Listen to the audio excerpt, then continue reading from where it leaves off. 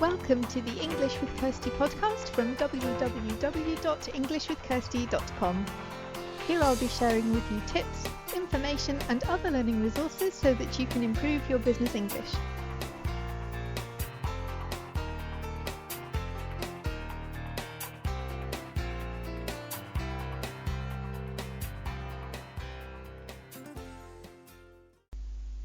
Hello everybody and welcome to another episode of English with Kirsty. And this week we're going to talk about something that I've talked about before briefly, but I'm going to go into a bit more detail today. So our topic for today is language exchanges, and specifically how you can get the best out of them, how you can make sure that they're most effective. And I'm saying this as somebody who has had experience with a number of language exchanges through the years. Most of them have been online, although they don't have to be. I've also done some where you meet up with somebody, gone to a cafe, had coffee, talked about things, or gone for dinner. And a lot of them, though, that I've done have been online because I've been wanting to speak to native speakers in other countries, and it's just been easier to find them by going online. But you don't have to do that. So I've broken this down into 5 different areas of things to think about when you're having your language exchanges or when you're planning to have one, and I'm just going to go through them now. So the first thing is, what do you want from the language exchange? Because if you don't know that, it's going to be hard to find the right exchange partner. So in terms of things that you need to think of are, what do you want to get out of it? Do you want somebody to talk to you? Do you want somebody who will correct your writing? Do you want somebody who's got the same interests as you, so it would be easy, you've got a common interest, you can talk about that thing which you both like, and in doing so improve your language skills at the same time? If you're a girl, are you looking for another girl to have a language exchange with? If you're a guy, the same question, or do you not mind? Is age important to you? Do you want somebody your own age? It doesn't have to be. You can learn a lot from people of different ages, but it's just something to think about as well. And is it for a specific purpose? So if it's for an exam, for example, you probably may not find teachers who want to do language. I've done language exchanges before as a teacher, and that means that I am able to help the exchange partner in ways that maybe other people who don't have teacher training couldn't. But that doesn't mean that, because there are other people who are just naturally really good at explaining things.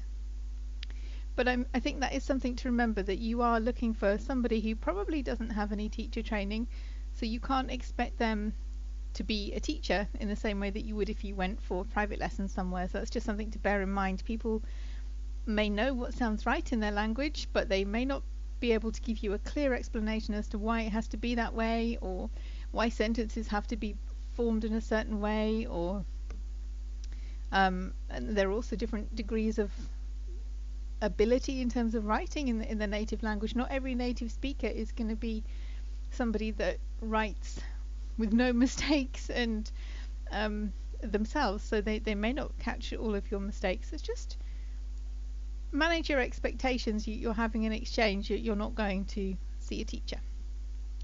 So think about what you want to get from the exchange and how much time you have, because if you're going to commit yourself to doing something, you need to know how much time you can give to it during the week.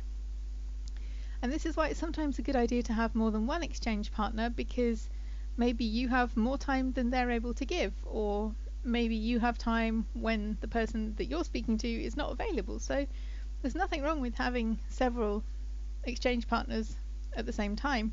And often it's a good idea, because the biggest problem I've seen is that they can fizzle out after, if I don't know, if you don't click, or if it just doesn't work for some reason, or if somebody gets really busy or loads of people wanting to talk to them.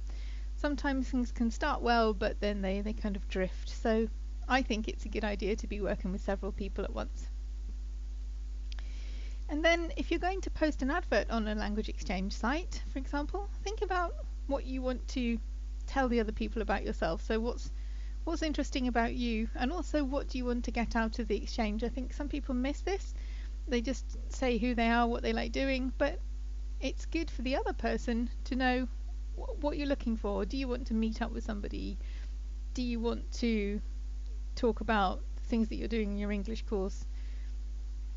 Do you want to do activities together? I had a language exchange where we cooked together, and that was a lot of fun. But think about what the kind of things that you might like to do. If you speak a language which many other people might want to learn, which is really popular on that particular site, you may end up being inundated with requests or people writing to you, and it may not be possible to have them all as language exchange partners. So don't feel bad about that. Look at them and see which ones would best fit for what you want to do.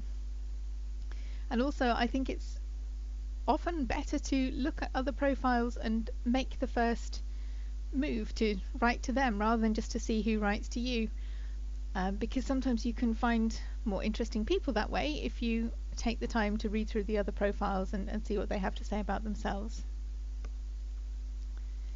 And if people don't write back, or if it doesn't work out, unless you've done something really crazy, then try not to take it personally, because it does happen sometimes. They just don't work after a couple of email exchanges or something like that. So just keep trying until you find somebody that you really work well with. Okay, number 2, do you need a plan? And this sounds a bit, some people say, no, I don't want a plan, this is something I'm doing in my free time, this is not a lesson, I don't need a plan, which is fine, because a lot of the time you can be spontaneous and do activities together and just talk, and you don't need a plan. If it's somebody that you get on well with and can talk easily with, then yeah, maybe you don't need a plan. But if you've got somebody who is a bit shy, or you're a bit shy yourself, then sometimes it can help to decide on a topic that you'll talk about, so you can think about what you want to say in the other language. Even something just like holidays, your last holiday, your favorite holiday destination, or what you think about a certain topic, maybe a current event, or experiences, or anything. But sometimes it's just good if you can decide beforehand and then have a little bit of time to think about what you can say in the other language. And that's more so for beginners, I would say, or for intermediate learners, but it sometimes makes you feel a bit safer if you know that you've had a bit of time to prepare. But don't just prepare a presentation and then give it, because that's not really, unless that's the skill you want to test, that does take away some of the spontaneity. And this is also a really good opportunity for you to learn about other cultures, other people's ideas, and asking questions in itself is a skill, but it's also a great way to find out new information and to perhaps learn things that you wouldn't learn in a textbook, because you're speaking to somebody who can give you their opinions and tell you about things from their perspective. And also try to help the other person. So if you are having a discussion, try to think about questions that will help them to speak more, particularly if your partner's a bit shy. Think about ways to make it easier for them, and that can also be by not asking 3 or 4 questions at once, because that's hard in your own language. If somebody's just fired 4 questions at you, then what do you say? Make it easy for them and take one question at a time, allow them to answer that, and then move on to the next one. And some people may have very specific ideas about what they want to do in terms of their plan, and then you need to see if that fits with what you want to do. For example, they may need, if they're doing a course, they may want to show you what they've been doing, or they may have questions from a language book that they're working on. So again, is that something that you can help with? Point 3 is keep it fair. And I say this because sometimes language exchanges can end up being a bit one-sided, particularly because people tend to communicate in the language that's easiest. So if you've got somebody who's a lot more confident with their language skills than the other person, it can be that most of the talking is done in that language just because it's easier. And if you are that person who has the stronger language skills, then try and encourage the other person to speak or write, or to use their language skills as well, because otherwise it can get a bit one-sided. And that's not really fair, because it's an exchange. It's something that both people are going into because they want to help. So